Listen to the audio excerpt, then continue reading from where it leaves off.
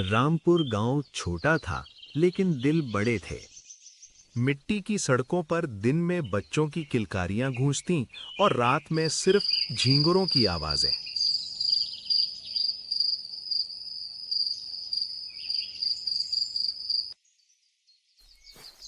गांव के बीचों बीच एक पुराना मंदिर था, जिसके बाहर रोज एक नन्ही सी लड़की बैठी रहती थी, गौरी। गौरी सिर्फ 8 साल की थी, लेकिन उसकी आंखों में उम्र से ज्यादा समझदारी थी। उसके माता पिता की मौत गांव में फैले बुखार से हो गई थी। तब से वो मंदिर के बाहर फूल बेचकर अपना पेट भरती थी। हर सुबह वो लाल चुंदरी ओढ़कर आती, मंदिर की सीढ़ियां साफ करती। अपनी छोटी सी टोकरी में गेंदे और चमेली के फूल सजाती। गांव वाले जब भगवान के दर्शन करने आते तो उससे फूल लेकर पूजा करते। कोई 2 पैसे देता, कोई बस मुस्कान। पर गौरी खुश थी, क्योंकि वो मानती थी, भगवान सबका ध्यान रखते हैं, बस थोड़ा इंतजार करना पड़ता है। भले ही मेरे साथ आज कोई नहीं है, लेकिन मेरे पास पिता समान मेरे प्रभु हैं। एक रात जब सन्नाटा ज्यादा गहरा था, आसमान में बादल थे, हवा में अजीब सी ठंडक। गांव के बाहर बंजारों के रास्ते से एक शख्स धीरे धीरे कदम बढ़ा रहा था। भगवा रंग के कपड़े, आंखों में तेज चमक और हाथ में एक पुराना झोला। वो था रघु, एक शातिर चोर। मुझे कोई नहीं पकड़ सकता, पुलिस भी मेरा कुछ नहीं बिगाड़ सकती। रघु ने कई गांवों में चोरी की थी। उसके नाम से पुलिस और लोग दोनों डरते थे। वो मानता था, दुनिया में अमीरों का माल ही गरीबों का हक है। उसका दिल कठोर हो चुका था और ज़मीर कहीं खो गया था। उस रात वो रामपुर गांव में आया। मंदिर के पास एक पुराने महाजन का घर था, जहां सोने चांदी के गहने और नकद रखा रहता था। रघु की नजर उसी पर थी। आ गया रामपुर गांव। रघु हंसते हुए बोला, सुना है यहाँ के महाजन के पास बहुत धन इकट्ठा हो रहा है। वो धन किस काम का जो किसी के काम ना आए, लेकिन वो अब मेरे काम आएगा। रघु मंदिर की ओर निकल पड़ता है, लेकिन किस्मत को कुछ और ही मंजूर था। जब वो मंदिर के पास से गुजरा तो उसे सीढ़ियों पर किसी के सिसकने की आवाज आई। वो रुका। अरे, ये आवाज कैसी? इतनी रात को कौन है यहाँ पर? रघु ने देखा, एक छोटी लड़की अपने फटे कंबल में सिमटी थी, ठंड से कांप रही थी।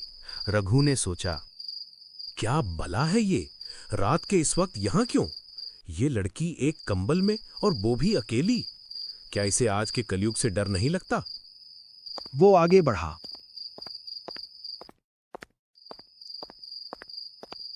रघु की नजर उसकी पोटली पर पड़ी। पोटली में कुछ फूल और एक पुरानी तस्वीर थी। उसने धीरे से वो उठाई। इसमें तो कुछ नहीं है, इसमें तो एक पुरानी तस्वीर और कुछ फूल हैं। लड़की जाग गई। भैया मत लीजिए, वो मेरा सब कुछ है। मैं आपसे विनती करती हूँ, इसके अलावा मेरे पास कुछ नहीं। रघु हंस पड़ा। तेरे सब कुछ में क्या है रे? 2 फूल और एक कागज, क्या ये सबसे तो खुश है? तुम्हारी पोटली में तो फूटी कौड़ी भी नहीं है। गौरी बोली, ये मेरे माँ बाप की तस्वीर है। मैंने इसे भगवान जैसा संभाल रखा है। इस तस्वीर के पास होने से मुझे अकेलापन महसूस नहीं होता। उसकी आवाज में इतनी सच्चाई थी कि रघु का दिल पहली बार कांप गया। वो बोला, तेरे माँ बाप अब नहीं है तो भगवान क्या करेगा तेरे लिए? गौरी ने धीरे से मुस्कुराकर कहा, शायद वो मुझे आप जैसा भैया भेज देगा जो मेरी रक्षा करे। ये सुनकर रघु जैसे पत्थर से मोम बन गया। वो बिना कुछ कहे वहां से चला गया, लेकिन उसके कानों में वो मासूम आवाज गूंजती रही।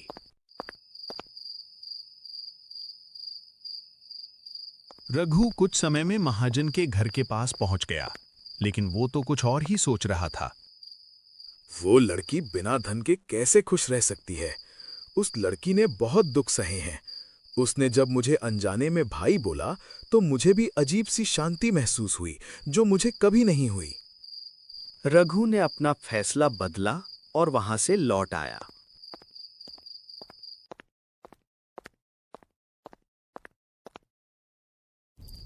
रघु अकेला गांव के बाहर बैठा हुआ था। कपकपाती ठंड में वो अपने हाथ आग पर सेक रहा था। अगली सुबह रघु रात भर सो नहीं सका। महाजन का घर लूटने गया भी तो लौट आया। उसके भीतर कुछ बदल रहा था। सुबह जब मंदिर की घंटी बजी तो वो चुपके से वापस मंदिर पहुंचा। गौरी वहां फूल बेच रही थी। उसने देखा वही आदमी उसकी तरफ आ रहा है। गौरी डर गई।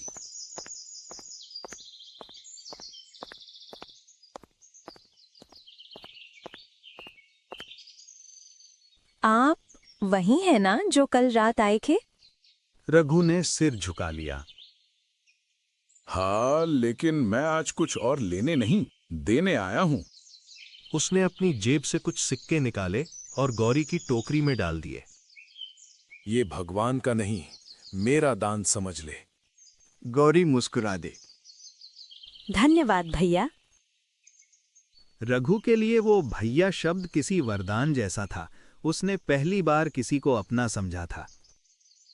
दिन बीतते गए। रघु चोरी छोड़कर गांव में ही रहने लगा। वो गौरी की मदद करता, उसे खाना लाता और रात को वो दोनों मंदिर के पास ही सो जाते। ये बच्ची बहुत मासूम है। इतने दुख होते हुए भी इसने हार नहीं मानी। मुझे इससे बहुत कुछ सीखने की जरूरत है। सुबह होने पर दोनों मंदिर की सफाई करते। गांव वालों को लगा कोई नया मजदूर आया है। वो अन्य मजदूरों की तरह ही गांव में काम करता।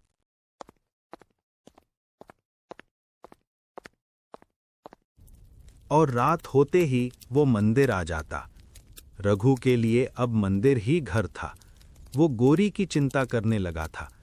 उसे लगा जैसे कोई अपना उसे मिल गया हो। गौरी के चेहरे की मुस्कान अब उसकी जिंदगी का सहारा बन गई थी। कभी-कभी वो सोचता, काश मैं पहले उससे मिला होता, शायद मेरी जिंदगी कुछ और होती। लेकिन किस्मत हमेशा दया नहीं करती। एक दिन गांव के बाहर पुलिस पहुंची। उन्हें खबर मिली थी कि रघु नाम का चोर इसी इलाके में छिपा है। सुनो, क्या तुमने इस गांव में कोई अनजान शख्स देखा है? सर नहीं सर, हमारे गांव में तो ऐसा कोई नहीं है। देखो, तुम गांव वाले जरा होशियार रहना। एक शातिर चोर तुम्हारे गांव की ओर आया है। उसका नाम रघु है। अगर कोई ऐसा जिस पर तुम्हें शक हो तो पुलिस को बता देना। क्या शातिर चोर और हमारे रामपुर गांव में? सर आप चिंता मत करो, अगर कुछ भी पता लगा तो हम आपको बता देंगे। गांव में अफवाह फैल गई। रघु समझ गया कि अब वो ज्यादा दिन नहीं छिप सकता। वो सीधा मंदिर गया। गौरी वहां फूल सजा रही थी। भैया, आज इतने उदास क्यों हो? क्या हुआ?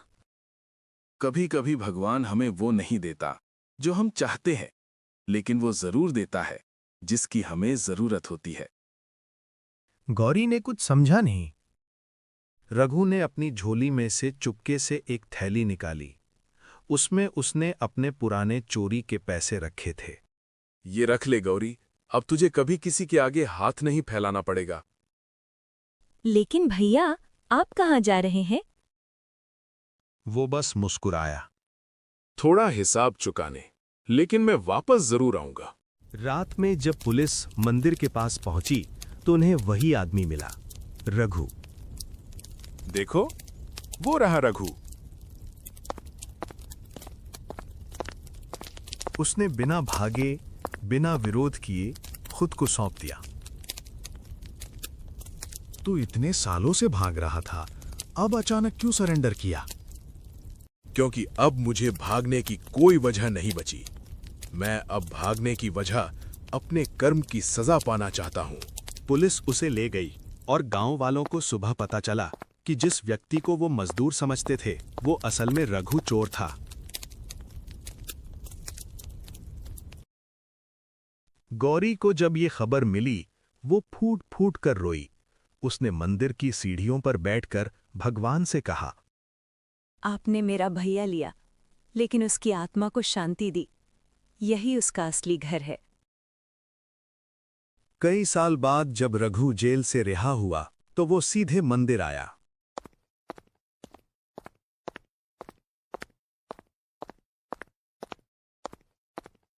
गौरी अब बड़ी हो चुकी थी और उसी मंदिर की देखभाल करती थी, लेकिन रघु की हालत बहुत खराब थी। वो मुस्कुराया और कहा, देखा, भगवान ने वादा निभाया। अब तुझे कोई दुख नहीं देगा। गौरी ने उसके हाथ थामे, लेकिन तभी रघु की सांसें थम गईं। उसके चेहरे पर शांति थी, जैसे किसी ने सजा नहीं, मुक्ति दी हो। गौरी के आंसू भी रुकने का नाम नहीं ले रहे थे। कभी कभी भगवान इंसान को अपराधी बनाकर भेजता है ताकि वो किसी और का रक्षक बन सके।